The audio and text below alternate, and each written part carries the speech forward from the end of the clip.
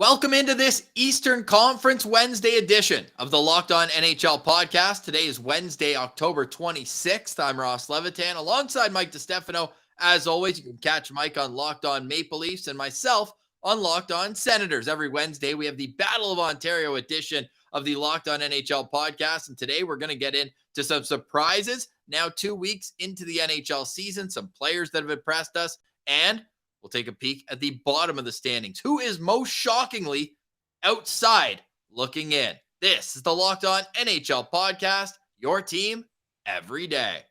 Locked On NHL, your daily podcast on the National Hockey League. Part of the Locked On Podcast Network, your team every day.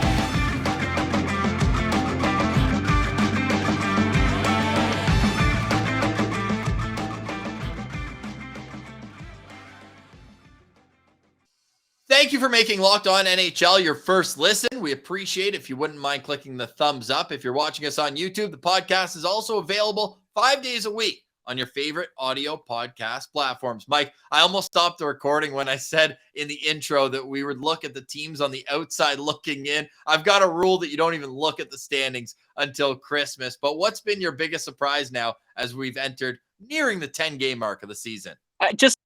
I know you're right. We don't look at anything really until, American Thanksgiving time, but you just look at the Atlantic and it's not typically how things shake out. Like, you don't typically see the Tampa Bay Lightning with the exact same record as the Montreal Canadiens tied for dead last in the Atlantic. You don't typically see Toronto in sixth place. Instead, you've got the Bruins up top. That, I guess, isn't, you see that coming from time to time. But with the injuries, you certainly didn't, to be fair. And then you got Ottawa in third place. You got Buffalo, pretty solid start to this season. Went in, rolled through Western Canada. And you got Detroit, who's 3-1-2, finally took their first regulation loss of the season last night. But I think just like the strength of the Atlantic, and it's not that I didn't see it coming, but I think it's going to be even more parity than I even anticipated at the beginning of the year.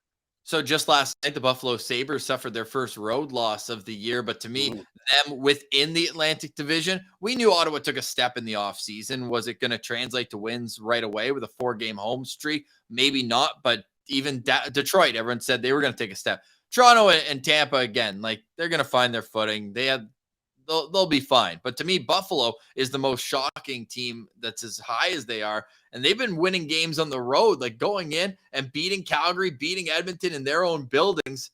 I think that's super impressive. Look at Rasmus Dahlin taking a huge step as well. Well, don't forget about Vancouver. Well, I wasn't impressed at that one. They laid a beat down on the Vancouver Canucks as well.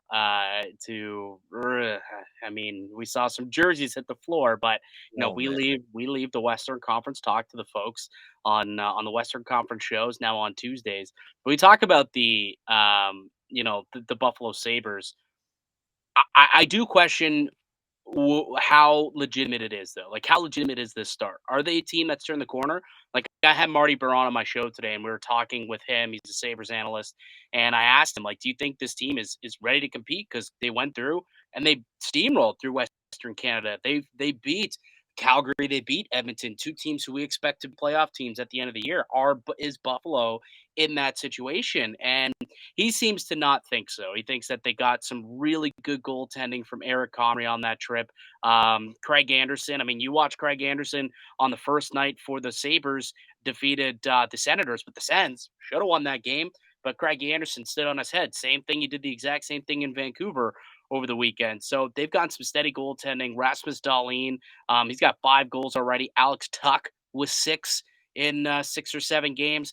But they haven't gotten a whole lot after that. And I think that's where we'll start to see a little bit of regression if you dive, into the numbers like we do, quite often sometimes here. Despite being so high up in the standings, they have the 8th worst expected goal differential at 45%. So, they've really relied on some great goaltending, to be quite terrific goaltending. But I think that things are going to regress a little bit. I don't see Buffalo as a team that's quite there yet. Ottawa, on the other hand, that's your team. Those are your guys. I like what I'm seeing out of your Ottawa Senators, Ross. I know it is tough with the news today, though. Josh Norris is going to potentially miss the rest of the season. Yeah. Like, just after signing a monster 8-year deal. He's in the first month of it that What did he will score? pay. 35 last year? Sorry? What did he score? 35 goals last year? 66 games, yeah, and Wow. those 16 games he missed were because of a shoulder injury, and it's the same shoulder, different injury. DJ Smith saying this morning that he's going to feel lucky if Norris plays another game in the regular season, which Oh, is just crushing the kid. Like, he had a goal and an assist to start this season, 2 points in 5 games. Wasn't like lighting it up per se, but he's just such a steady presence. 23 years old, and like I was shooting it with Pilsy this morning, saying like, does he come back as a winger? Like, he got hurt on a non-contact play on a faceoff, and it's his third major injury to his shoulder. He was hurt at the World Juniors, missed the final half of his college season at Michigan. Then last year, 16 games, and now he's out 3, 4, 5 months. Like, yeah. at some point, you got to look long term with this. And then you have Shane Pinto, who might be the story of the NHL through the first 2 weeks. 5-game goal streak, most by an Ottawa Senator under the age of 22 in franchise history. Like, is he going to get moved up? They looked at moving Derek Brassard, a name who'd be familiar to a lot of teams, especially in the Eastern Conference, because he's played for about 8 of them since Yeah. leaving Ottawa.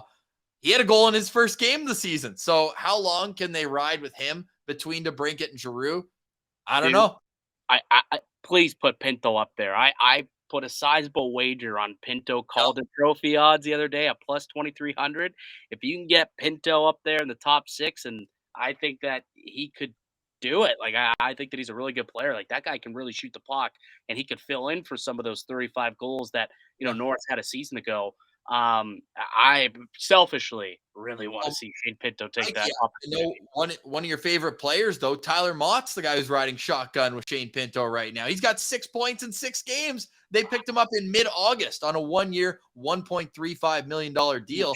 A sweetheart deal, man. I'm so pissed at that sweetheart deal. Yeah, we talked to John Chick from Locked On Rangers right when the deal went down, and he goes, "The only bad part about this deal for you guys is it wasn't 3, 4 years. Like, Yeah, that's how good of a player this guy is, and he yeah, just does all the little things, and now you're seeing it.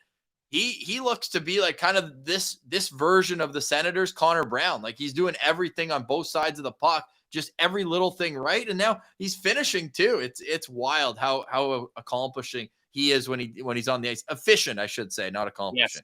Very, very efficient player. Super strong on the puck too. I've been Yep. told by some guys who played against him, nobody has a harder stick, a chop at the stick, and a little like that guy's got some wrist strength, like some forearm strength, because he's got an absolute lumber jack of a Leg. tomahawk he likes to put down there too. So that's it's on both ends for Tyler Mott. But you know what? Outside of I guess just the strength of the Atlantic, what else kind of has surprised you so far in the Eastern Conference to start the year? Well, I'm going to use the Senators to push this conversation even further, but it's how these young kids continue to come in the NHL and play so well right off the bat. Jake Sanderson is top 5 in expected goals percentage in the entire Wow, National Hockey League among defensemen, and wow, he's played 5 games, 6 games now. And you look at Buffalo, not only is Darlene finally exploding as a first overall pick should, some might say it took him longer to get there, defenseman and all that. He's there now, still at 23 years old. But how about Owen Power coming in and continuing to look the part in Buffalo too? I think that he's been great, and just the young talent across the NHL. I know we focus in the East, but like second year player Matt Boldy in Minnesota. He is a player, and I know you saw him in Toronto the other night. He's coming to Ottawa tomorrow. Like, just the amount of young guns who are stepping in and playing so well. Even Slavkovsky's had a couple plays in Montreal, but really it's Cole Caulfield's show there. He's also now up to 5 goals on the season I'll for be, them. So I'll it's be, great to see for the league, man. The league's in a great place. oh, absolutely. And you bring up Slavkovsky, like that decision's going to be coming in the next couple of weeks, whether or not they keep him around or if they decide to let him go and slide the contract to next year. 9 games is what they're allowed to get that little look see as a rookie before burning that first year. I'll be curious to see where they're going to sit when it comes to Slavkovsky. He hasn't quite looked out of place. To me, I thought that he's looked pretty good so far. And to be fair, He's I've watched every game that the Canadians have played, but he hasn't looked like he's been extremely overwhelmed at the very least. I'll be curious. I think he might be able to stick it in the NHL for the year. If not, it's a weird scenario. Well, not weird, but because he's a European player, he can actually go into the American League. He doesn't even have to go back to junior. So that might also be best for his development too. But they've got that decision looming over the next couple weeks. Yeah, he actually missed the last game that they played against Minnesota last night with a minor injury. They're calling it after scoring his first NHL goal on the weekend against Arizona. Now, did you see the play when he scored his first goal and how he just absolutely went at Josh Brown afterwards? Yes, the eyes he gave him. But did you see at the start of the play, like Josh Brown tried to take his head off at the blue line. Oh yeah, Slavkovsky bounced off of him, went to the net, beat him in a foot race, and then went to him and then told him to go away, I'll say, as the PG version of it. But I thought that was a good showing of a young man who's physically imposing, but you know that he's going to have to prove to NHL guys that he's not going to be pushed around before they give him the certain amount of respect that a first overall pick should and will eventually garner at the NHL level. But yeah, beyond that, I said before the season, right? You got to get Kent Johnson in the mix. He didn't make the team right out of camp. Well, he's played 7 games now, and he's up to 5 points after a 3-point performance the other night. So I had Columbus probably a little higher. They're already proving me wrong. Remember, I had them as 5th in the Metropolitan Division. Who did I have as my Metro team? New Jersey. I'm not sold on New Jersey though just yet. I mean, I don't know. You look at the numbers, dude. Number 1 in expected goals for, number 1 in expected goals against. They're defending, they're scoring. They just can't buy a save, which we all knew was kind of going to be a bit of a worry for them with Vanacek and Mackenzie Blackwood. Although Blackwood did technically get second star of the week last week, but the other night against Washington could not buy a save. Couldn't buy one. But, I like the cluster of guys. Dude, Jesper Bratt leads the NHL in points. Yeah. Jesper Bratt, 12 points so far. And you look at the points, points per 60 are at 5-on-5. 9 points of those 12 coming at 5-on-5 leads the entire NHL. 8 of the 9 being primary points too, which means he's the one who's kind of driving play out there. Dude, Jesper Bratt, he really had a breakout year last season. He might be the real deal. He might have himself, quite the what do they call it, encore season to that. Wasn't he like a 6th round pick too, like 4 or 5 years? Like he was a late draft pick, and he has turned into a player. So that's another kind of surprise, I suppose, through the first couple of weeks of the NHL season in the East. And his agent is licking his chops after the RFA signed only a 1-year deal all the way into August. So that negotiation went back and forth. They settled on 1 year, 5.45, and you can already say he's in for another significant raise. Speaking of raise, let's take a look at some of the top teams right after a quick word from one of our favorite sponsors right here on the Locked On Podcast Network. We are talking about our friends at Bet Online. Bet Online is your number 1 source for betting all things hockey and football and basketball. You can find all the latest player developments, team matchups, news, podcasts, and in-depth analysis on every game. And as always, Bet Online remains your continued source for all things sports wagering information with live betting and up-to-the-minute scores for every sport out there. You'll never feel behind the 8 ball when you have Bet Online, because Bet Online has your one-stop shop. You can head to the website today or use your mobile device to learn more about the trends and action. It's betonline.net, where the game starts.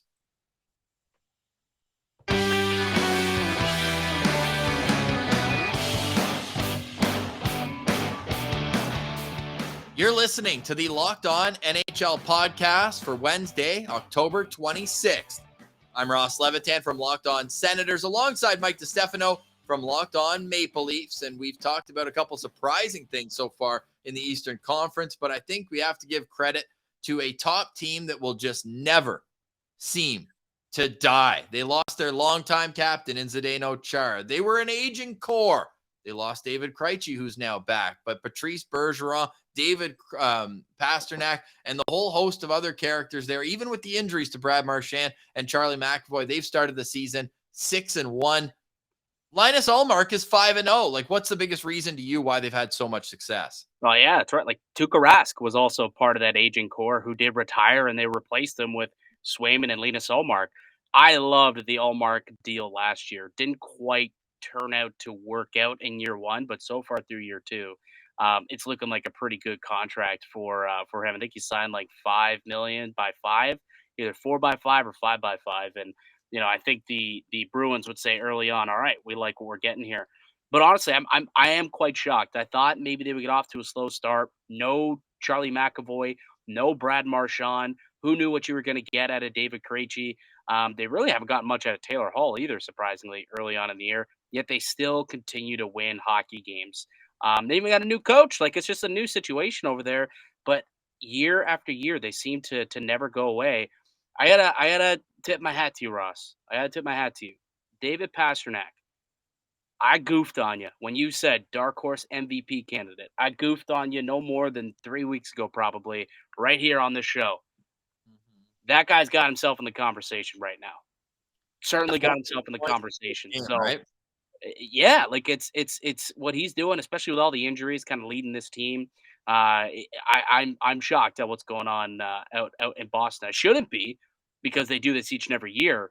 But there's just so much adversity, and they seem to just be trucking along, next man up mentality. You gotta love the culture out there in Beantown. Yeah, they've won 3 straight games. They've got a plus 10 goal differential, which is tied for Vegas for number 1 in the National Hockey League. Their only loss came, well, I had boots on the ground. The Ottawa's home opener, a 7-5 game. Crazy to think that Ottawa scored 7 of the 20 goals that Boston has allowed in one of their 7 games. So they've only allowed 6. Love bringing that up. Anytime you can talk about that night, that day. Hillsy called it his best Tuesday of his life. So, yeah, we'll bring it up a couple more times. I had to make sure he wasn't born on a Tuesday. I was born on a Friday the 13th. Good. This is true. This is true news. But the Bruins, like the Canucks and the Leafs. So, yeah. A couple unlucky bounces there. We'll leave the Canucks woes to our Western Conference counterparts. Again, you can listen to Locked On NHL 5 days a week, and you get different voices, different analysis from each of our Locked On NHL hosts, including Gil Martin, Jess Belmosto, and a whole host of others. Adam Denker, I'm sure, is having a little trouble right now with the Tampa Bay Lightning stumbling out of the gate. What's your thoughts on how they've started? My thoughts are, I think they underestimated how important both Andre Palat and Ryan McDonough were for their club. Those are my thoughts. I think that, in every team that's had to do this, where they've had to, turn guys over due to the salary cap, and they just keep losing guys. Chicago had to do this many times. Pittsburgh's had to do this, and eventually you just lose a couple of key guys, and it's just too hard to replace at the end of the day, right? Like Ross Colton and Brandon Hagel haven't been able to replace the way that they maybe thought they could Andre Palat. And I think defensively they're hoping to get a little bit more out of that bottom 4 that they got there. That's supposed to replace Ryan McDonough, and it just hasn't happened yet. Am I worried about them? Absolutely not. It's too good of a team. They will right the ship. I think they're just kind of figuring out exactly, what role, who's going to be the guy to kind of take the reins here, take the bull by the horns, and kind of fill those roles a little bit more. Will they exactly fill in those holes? Maybe not. But, I do like the pieces there, and just need someone to go out there and grab it. But I'm not worried about them. I'm not pressing the panic button by any means on the team that's gone to the Stanley Cup final 3 straight years. Yeah, if anybody has an excuse for a slow start, it's a team that hasn't had very many long summers, and even during COVID was in the bubble for month after month on end, and then from there went to go celebrate for 2 months straight. And as you would expect someone to do after being cooped up and then coming out victorious in what was a 24 team bubble, 212 team bubbles. Is that how many? Because I know Ottawa was it was like 5 or 6 teams that didn't get invited. I'm actually glad that I pushed this memory deep down. That bubble lifestyle, that was tough times. Yeah, you're telling me. Toronto lost in 5 games to the Columbus Blue Jackets. I was producing it, and at that time, during the pandemic, everyone could use as much money as possible. Leaf games meant shifts for me. So that was as close as I'll ever be to rooting for the Toronto Maple Leafs, but they couldn't even get it done for me. Well, sad. Speaking of the Maple Leafs, I mean, as we transition into turmoil teams, and the Leafs are also among the basement dwellers. Unfortunate, well, not the basement dwellers, but they're in the bottom half of the Atlantic Division. Not what you would expect to see out of them, and I don't know, man. It's kind of upsetting to see. Like me and Dave, we get into it every day talking on Locked On Leafs about what to expect from this team. But you know, so far through 7 games, 3 of them they haven't even woke up to play that game. Might have just packed it in right at puck drop. That's concerning. There's some concerns there, like some growing trends where 3 out of 7 games. So 3 games you decided not to show up, and you're like, okay, basically every other game you're not show. It is slight concerning. There's some goalie drama early with Murray's injury. Muzzin's injured. He was placed on LTIR. The goals aren't dropping for the big boys. I don't know if you saw this, but there is a massive shakeup to the lineup today. Mark Masters. I can actually pull it up for you if you want. Yeah, while you're pulling it up, I can just show you what the point it's got to right now on Twitter. Somebody posted a meme today with Mitch Marner, Austin Matthews, and John Tavares, and it said 5 goals. And then on the other side, it was Brady Tkachuk, and it said 5 goals. Yeah, it's gruesome. What's going on here? These are what the lines look like today. Completely put in a blender. Wow. Kerfoot up with Matthews and Marner. Robertson, Tavares, and Nylander. They remain intact. They've been pretty solid. Bunting down on the third line. Yarncroc moves into the center with Dennis Mulligan as the third line right winger. And they got Zach Aston Reese, David Kampf, and Pierre Engvall, who's been relegated back onto the fourth line there. With Simmons and Abe Kubel likely to get the night off tomorrow in San Jose. And then the blue line remains status quo, I suppose, with Riley, Brody, Sandine, Hall, and then Giordano Mete with the injuries still to Jake Muzzin and Timothy Liljegren. But like there's some warts in this team. There's some concerns in this team.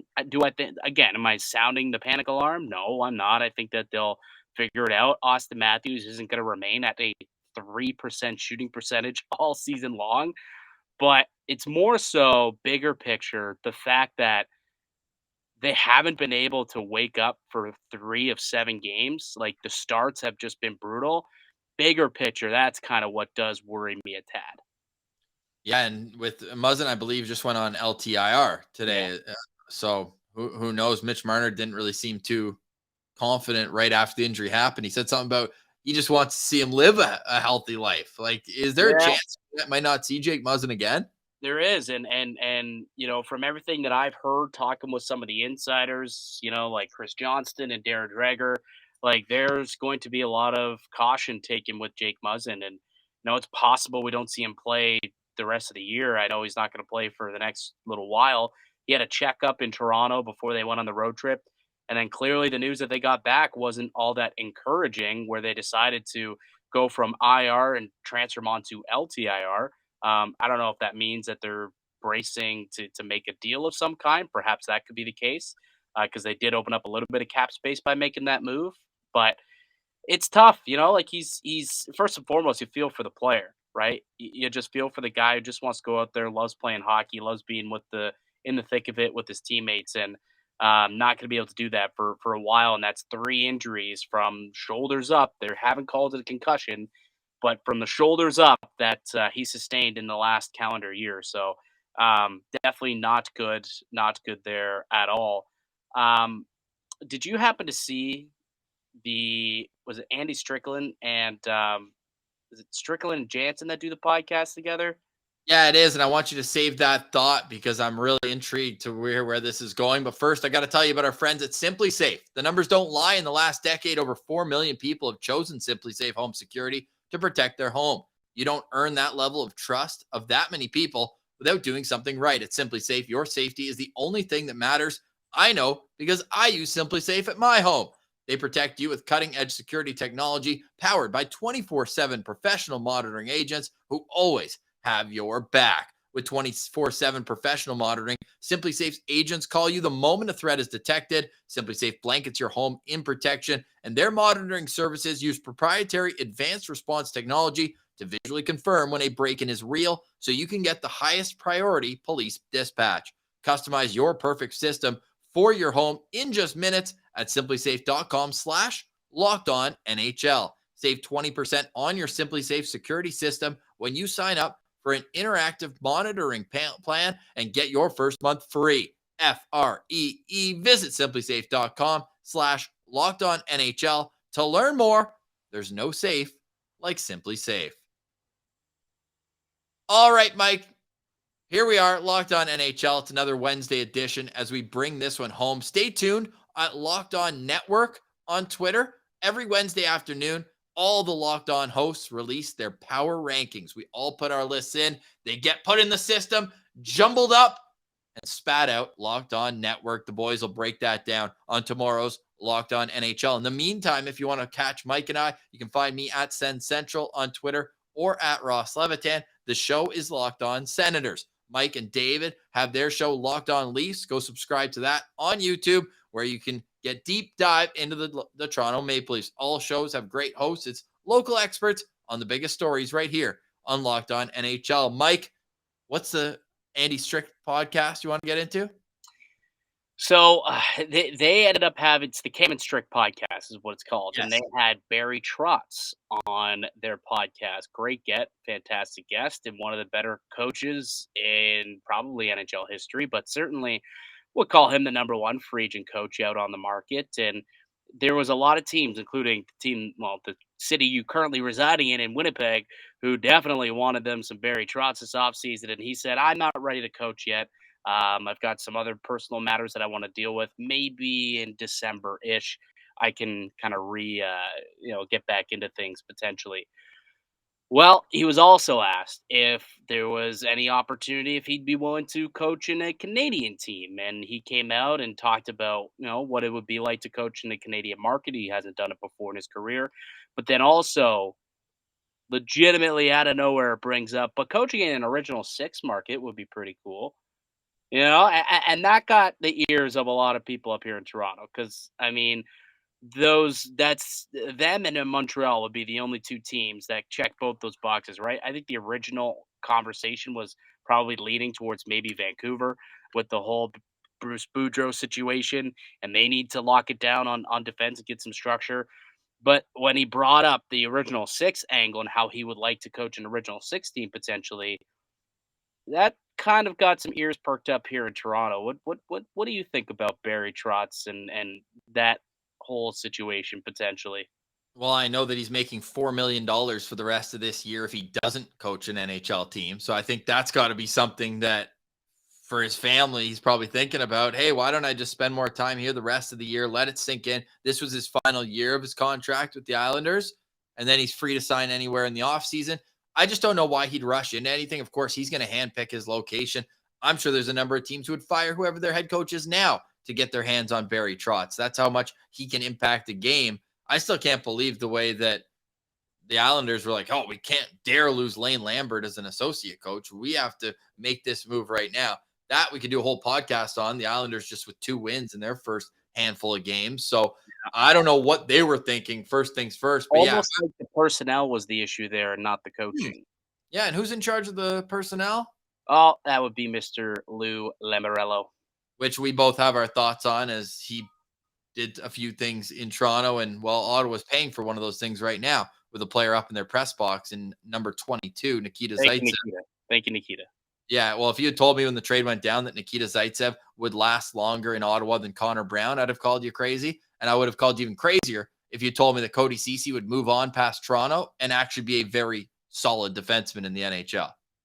Like he's got one of the best expected goals percentage. Him and his pair with Nurse are one of the best analytic pairs in the NHL, which is a far cry. Everyone seemed up in arms when Nurse signed that big ticket, and who's to say it won't continue to age any which way? But he and Ceci the numbers are showing that they're a pretty solid pair this year.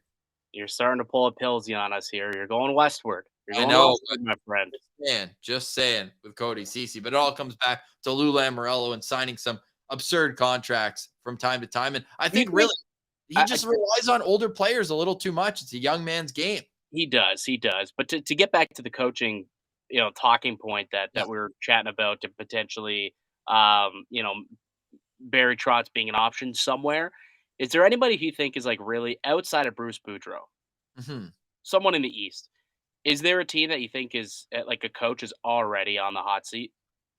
Well, when you mentioned Barry Trotz and Original Six, the other team he was interviewing with was Detroit, right? He was interviewing with Detroit and Winnipeg. So there's an Original Six team. And I would imagine if he wanted the job, Stevie Y was giving Barry Trotz the job over a guy, no disrespect to the head coach now in Detroit. I'm blanking on his Uncle name. Fester? You mean Uncle Fester?